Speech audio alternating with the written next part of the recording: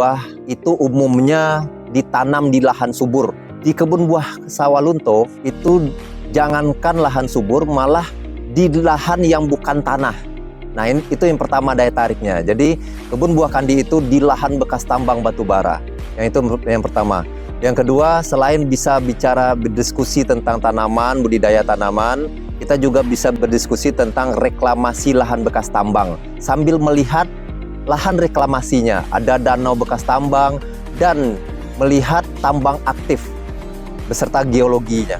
Yang ketiga, kita bisa berdiskusi tentang integrasi budidaya tanaman buah-buahan dengan budidaya lebah tanpa sengat.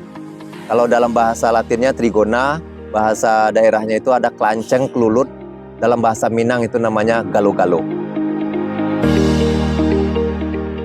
Tahun 2004, PT Bukit Asam sudah menyerahkan luas 393 hektar lahan bekas tambang ke Pemda Sawalunto. Saat itu, Bapak Insinyur Ambranur memprakarsai untuk membangun kawasan wisata Kandi. Tahun 2006, beliau sudah membangun Taman Satwa Kandi beserta pusat breeding sapi Brahman, sapi unggul. Nah, di tahun berikutnya beliau sudah membangun lapangan pacu kuda, camping ground, dan road race.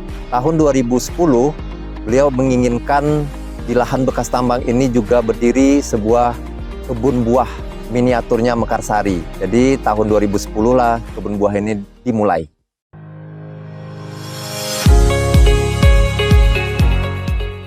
Kami mempersiapkan selama 3 tahun kebun buah Kandi untuk menjadi agrowisata.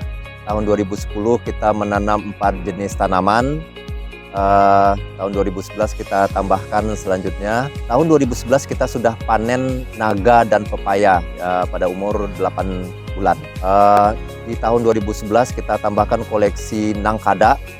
Kita ambil bibitnya langsung dari Mekarsari, Bogor. Jadi selama 3 tahun itu ada sekitar 40-an jenis tanaman di kebun buah Kandi.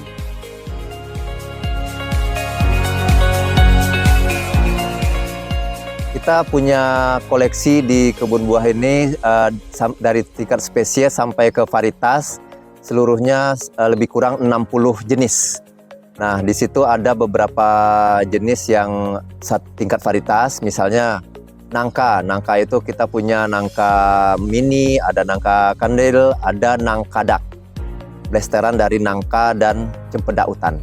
Selanjutnya ada nanti lengkeng, kita punya lengkeng pingpong, lengkeng diamond river, lengkeng aroma durian, dan lengkeng merah, dan beberapa jenis varietas yang lain.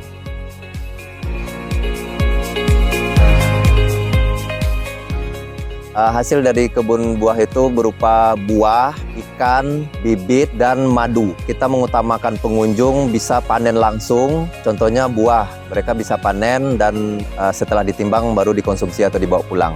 Madu, mereka juga bisa panen langsung dan membeli hasil panennya.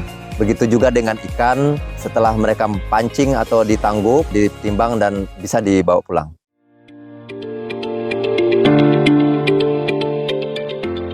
Di kebun buah Kandi kita punya paket wisata edukasi pertanian. Yang pertama untuk anak-anak itu namanya expert edukasi pertanian. Materinya kita ada morfologi tanaman, klasifikasi tanaman, mencangkok, menyetek, dan menyambung. Nah, di sini kita juga memberikan edukasi ke anak-anak bagaimana memancing dan menangguk mendapatkan ikan dengan usaha. Untuk level anak-anak kita juga punya paket food gathering, yaitu permainan dari menomba, memanjat pohon, memanen buah, memancing dan menangguk ikan. Selanjutnya untuk level SMP SMA kita ada paket ekstra. Ekstra ini kita tambahkan selain materi pertanian, kita tambahkan materi tentang reklamasi lahan bekas tambang dan geologi pertambangan. Selanjutnya untuk level mahasiswa dan masyarakat umum, kita ada istilahnya super diskusi pemanfaatan lahan bekas tambang. Di sini kita diskusi secara lebih luas lagi bagaimana memanfaatkan lahan bekas tambang dengan konsep green economy. Nah, di sini kita harapkan mahasiswa, masyarakat umum tahu bahwasanya Sawalunto sudah berhasil menerapkan green economy di lahan bekas tambang batu bara.